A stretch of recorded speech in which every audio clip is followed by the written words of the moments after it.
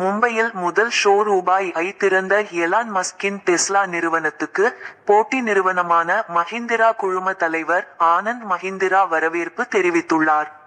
உலகின் மூன்றாவது மிகப்பெரிய வாகனச் சந்தையான இந்தியாவில் அமெரிக்காவை தலைமையிடமாக கொண்ட டெஸ்லா நிறுவனம் விற்பனையை துவக்கியுள்ளது.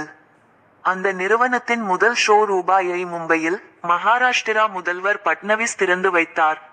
இதனை வரவேற்று மஹிந்திரா நிறுவன தலைவர் ஆனந்த் மஹிந்திரா வெளியிட்ட பதிவில் கூறியுள்ளதாவது: எலான் மஸ்கையும் டெஸ்லாவையும் இந்தியாவுக்கு வரவேற்கிறோம்.